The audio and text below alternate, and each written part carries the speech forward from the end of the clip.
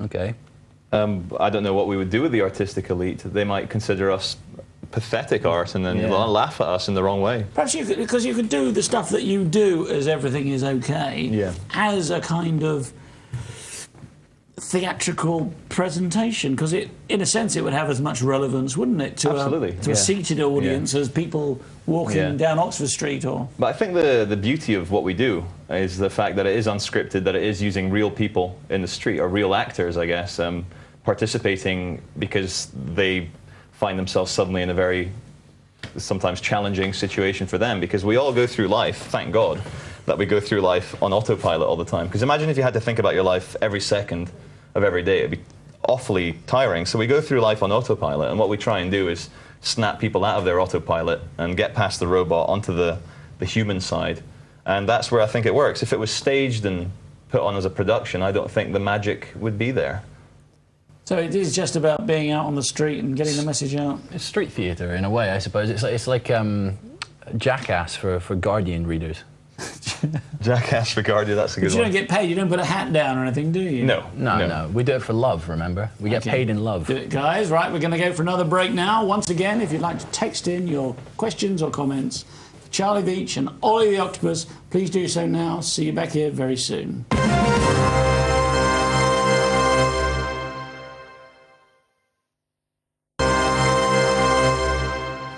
Welcome back to On the Edge with me, Theo Chalmers, and my special guest, Charlie Veitch and Olly the Octopus.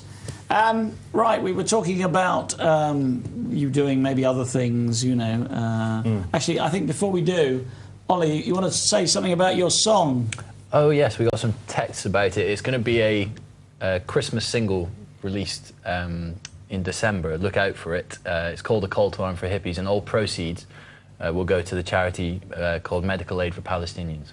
Medical Aid for Palestinians. And the song's called A Call to Arms for Hippies. Yeah, you'll be able to buy it on iTunes and all the usual corporate mechanisms. Well, let's hope it's a hit. I hope so. I'm gunning for Christmas #1. I want to knock Simon Cowell off the top spot. I think a lot of people would like to knock Simon Cowell off something. Yeah. Yeah. Definitely. But that's cruel. Okay, so... you know, how do you spread this a bit further? Because I mean, what you're doing has been enormously successful, as everything is okay. And a lot of people, I mean, thousands of people have watched your videos. Yeah. A lot of people are aware of you, and you turn up at a lot of protests, and they know that you're going to be there, and all that kind of stuff. Yeah. But you know, at the risk of being like the devil's advocate here, it's a small audience. It is a small audience. We're in the circles that the videos are popular, and we are very well known. And it's weird. I go out about in London every day, and about once or twice a week now I get recognised on the tube, or people come up to me and say, "Everything is okay. Can I give you a hug?" And it's really nice. No one said everything's okay. Can I punch you? It's one way of meeting girls, isn't it? Oh yeah, but luckily recently we've become friends with Frankie Ma, who I'm sure many of your viewers would be. She used to present the show. Yeah, I'm sure many of your viewers would be very familiar with Frankie Ma, and she's been a wonderful source of inspiration for ideas and how to take it forward, because we can't just carry on going around the streets of London or around the UK with a megaphone antagonising the police, even though I do believe it is a wonderful microcosm about the problems we face in reality, which I think is one of the reasons why the videos are so successful. When you're dealing with a policeman or policewoman who's trying to tell you what to do, and you're trying to hold your own, it's in a way a theatre of your problems in life and the challenges you face and the fears you have about not being sure of yourself and having people disagree with you and telling you can't do this. And I think it works on a psychological level like that. But as I was saying, we've become friends with Frankie Ma, and she's got some good ideas for us to take it forward in an even more subversive and even more creative, and if I can say, an even more fun way as well. So to all the viewers, we've got some good ideas in development of targets that we would like to satirise and make fun of and expose. And that's what the Canary Wharf thing was. It was an exploration, and also to expose the fake police who wear this uniform that looks identical to a police uniform, and they try and tell people what to do. But you're still prepared to hug them, aren't you? We're always prepared to hug anyone. So let's watch clip number 4, please.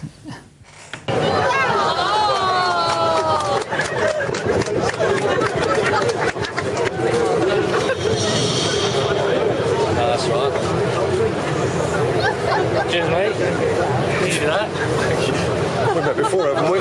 You probably have.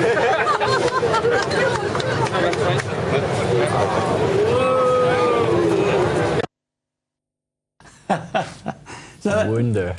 There are lots of clips of you hugging real police. Yes. Women and men. Yes. Outside the embassy, the American embassy. Outside the American embassy, in Trafalgar Camden, Square, High Street Camden. Yeah, in Trafalgar Square. So it's quite amazing. I must admit, when I first saw that, I thought, no, they're just going to arrest you. But it's quite extraordinary. They do kind of go for it a bit, don't they? They do. Danny's the wonderful instigator of the hugging, the police hugging department. When we did our first video together at St. Paul's, we had a few failed hugs with the police. But usually the bigger the crowd that are gathered round, and when Danny or myself ask them to give us a hug, if the first policeman or policewoman gives us a hug, then it's a chain effect, and everyone else then hugs us. Because they don't want to be the one that doesn't. It's like churlish. They don't want to be seen as... There's that little guy, you know, the little runt of the security. I'm sure he's a lovely guy. He didn't want to hug because Danny was towering over him, and you know, Danny, if you're a small man, Danny could be quite scary. He's tall as well. He's tall enough, about 6 foot, is he? Yeah, I don't know actually. Compared to us, he's a dwarf, but you know. Yeah. Sorry, a person of smaller stature. Yes, you mustn't say words like that, I don't think. No. Okay. Jamie, is your objective a simple mass awakening movement? That's we'd never be arrogant enough to think we could awaken the masses. But if you'd like to answer this one.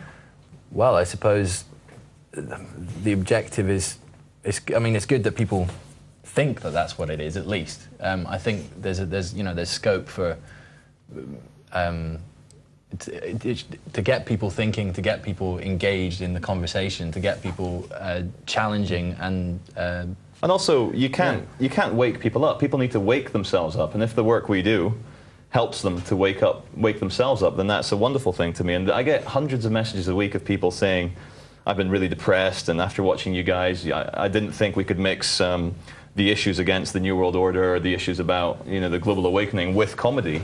And people are so happy that we've finally come along and mixed comedy with these very important issues. And I think It's a great British tradition of satirising very difficult things, like Blackadder satirised World War I. Yeah. And it's putting... And it was quite powerful, actually, wasn't it? Yeah, very powerful. Absolutely right. I think we're able to take the mickey out of ourselves, which is and like he was saying, this is the great British tradition, and we can draw attention to sticky issues like that and get people thinking about it and engaged with it, and people that otherwise would probably not be engaged with it as well. I think. Which is, Listen, somebody said you should go to the Edinburgh Festival. I've been there the last few years, actually. We're actually from Edinburgh. Yeah. Well, why don't you do the Edinburgh Festival? I did it last year and the year before. Olly, as a musician. Olly, will we do Edinburgh Festival next year?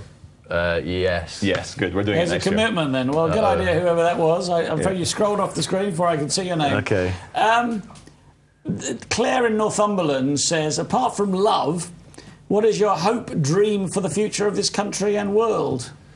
Well, coming back to the mass awakening, as Zbigniew Brzezinski says, the biggest challenge to the New World Order's plan for world control is this... he's one of them, isn't he? Oh, he's a terrible, terrible man. Anyway, he says the biggest challenge for their plans for the world, however nefarious their plans are, is this mass semi-theological, spiritual, political awakening.